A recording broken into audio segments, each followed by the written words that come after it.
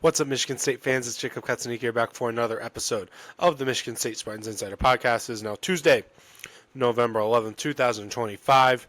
Michigan State football now coming off the bye week, as much as people might wish for the season to be over, perhaps. It's still going on. There's 3 games left, assuming they don't somehow go on this crazy run and win out.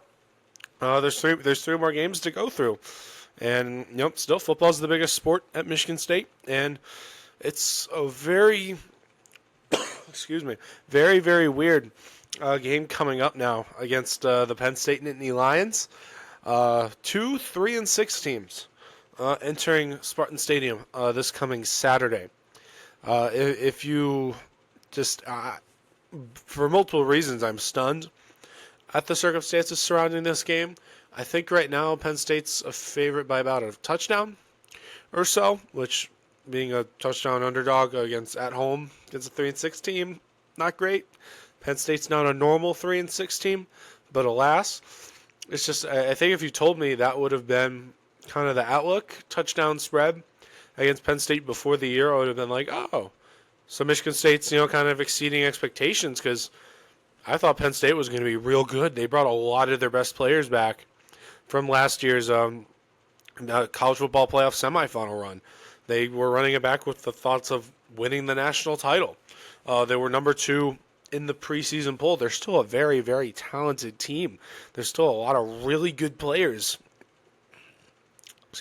that they have on that roster. It's just things have went ever since they lost that Oregon game, and the way they did, it's double overtime. They can win the game right there if they go score the touchdown, get the 2-point conversion. Drew Aller throws the pick. Then they lose to UCLA, and then they lose to Northwestern. Like in UCLA, I think might have been the final thing that upset. And then they just are flat against Northwestern. They lose, and then James Franklin gets fired, and they keep losing. The last 3, excuse me again. It's just the last 3 games haven't been easy for them. It's been at Iowa, who's number 20 in the college football playoff rankings last week. They'll go down after they lost to Oregon. But then it's at Ohio State and against Indiana, which Penn State was this close to winning. Took one of the greatest catches I've ever seen from Omar Cooper of the Hoosiers to really pull that one out. If he doesn't get that toe down or his left foot down, I think it was the left foot. It's 4th and goal from the 7, and chances are Penn State gets the stop and wins the game. So just it's been a real tough draw of a season for Penn State. And again, if you told me though MSU's +7 against Penn State at home, I would have thought, oh, season's gone good. Maybe they're ranked, for all I know. Maybe it's Penn State's number 3 or something, and they're coming, or they probably would. Let's say they was I would have thought, oh, I thought Penn State would maybe have 1 loss coming into this one because they played at Ohio State. They had Indiana at home. I think in the preseason, I would have predicted Penn State to win that game. Obviously, wasn't thinking that as the season went along, but it's just I would have thought, okay, Penn State would be 8-1, probably certainly top 10, and that type of thing. You're like, okay, maybe MSU's in that 20s range, and if things have gone real well. They're 6-3, 7. I don't know. 7. Schedule hasn't been that bad for Michigan State. I mean, Boston College stinks. I don't think Minnesota was really any good. They played Indiana. You can say they lose that game. Nebraska doesn't really impress me that much.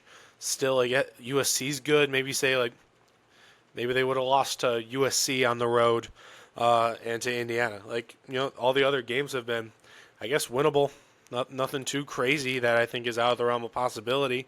I still think they should beat UCLA at home. They got crushed there. And then obviously some other stuff going on. But obviously that is not the case here. It's just 2 teams that have, one team is going to get their first conference win of the season in this game, and the other is going to go to 0-7. There's 3 teams in the Big Ten that do not have a conference win, and this is 2 of them.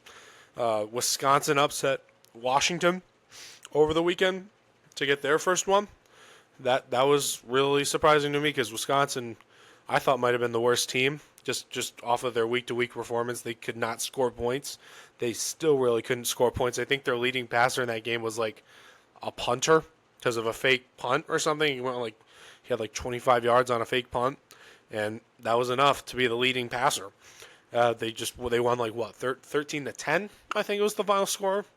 Something low scoring. Just crazy upset there, but but still looking at these two teams though, I understand though why Penn State definitely has the edge. I certainly think I'll pick Penn State to win.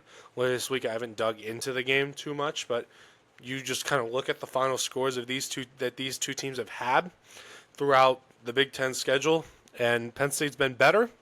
We're looking at who's losing by less, but that's something, you know. I think college football is one of the only sports where style points are a thing. You know, like the committee cares about margin of victory. If you're beating nobody's by 3 points every week, they're not going to be that impressed by it. So, but Penn State is keeping it close very, very consistently with some decent teams.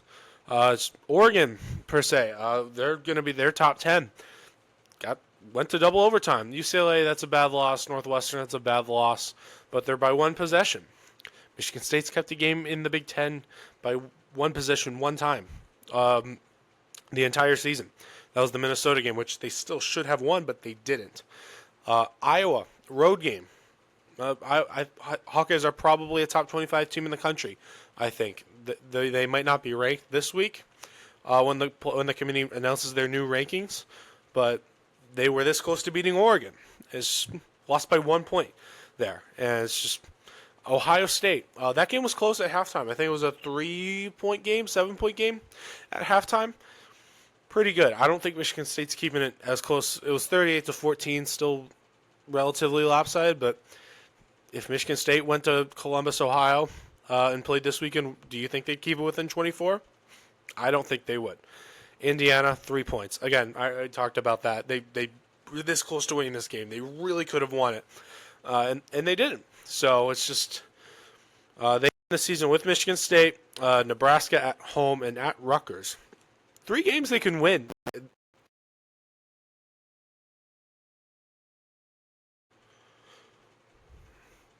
Sorry about that, technical difficulties.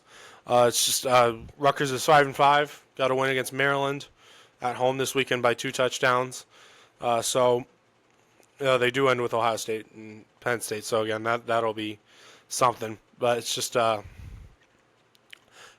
State's still got to be one of the best 3-6 teams ever. I've watched a few of their games this season. I'm gonna obviously have to watch a bit more as the week goes on to learn more about them.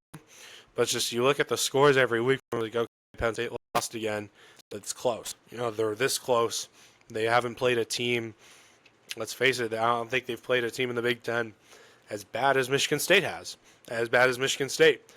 UCLA you'd think would be worse, but UCLA crushed Michigan State in Spartans Stadium. Northwestern's doing better. Northwestern won Happy Valley, but you know Northwestern's gone 3-3 during conference play. So you know it's not nothing. So still though, it's just a weird game. Again, Penn State fired James Franklin after they got to 3-3, 3 straight losses. Penn State hasn't beaten a power conference team this year. Technically, Michigan State has, but Boston College might be the worst team in the power. I don't even think it's might. They probably are because Boston College hasn't beaten an FBS team. They're 1-8 or 1-9 right now. So took double overtime for Michigan State to do that in Spartan Stadium. So yeah, it's just the season's gone about as terribly as it's gone, and still Michigan State's kind of in a position where they can win this game. Again, it's just 2 teams that are just in a total nosedive right now. Someone's nose has to move up just a little bit, maybe, in the downward spiral. So maybe it'll be Michigan State. We'll still have to see how the season goes. I still think probably the most likely scenario here. I don't know if they're going to finish 3-9. I still think you can beat. They're not beating Iowa, but I think the odds of them beating Penn State or Maryland probably near 50%. It's going to be. It still feels like 4-8 at best right now. It's just we'll have to see. Again, everyone's just kind of waiting out. Certainly looks like Smith is going to finish out the season before we get a decision on if he's going to go or if they're going to go the Wisconsin route. With Wisconsin's retaining Luke Fickell for another year. it's expensive. So it's a tough decision for Jay Bad. Do you shell out all that money, or maybe do you take that money that you might use on the buyout and push it towards making the roster better? You know, these are tough decisions for an athletic director to make, especially when he was brought in to kind of help out the financial situation, because that's what he's good at. So then when you light $33 million on fire, plus the assistants, plus getting that new coach here, yeah, financially, I can see I can see why there's hesitation right now to go blow everything up and try to go get, I don't know, like maybe they go get James Franklin. Who knows? Like Franklin would be expensive, but still. Until then, though, there's 3 games left. We'll worry about Jonathan Smith when the news comes on if he goes or if he stays. Still, though, I'm Jacob Katzeniga. Thank you for taking your time out of your day to listen to me talk. Whether you are listening on Spotify, Apple Music, or any other podcast platform, if you're watching on YouTube right now, thank you very much. Continue to check out all of our written content here at SpartanNation.com, at Michigan State Spartans on SI, and I'll see you guys around.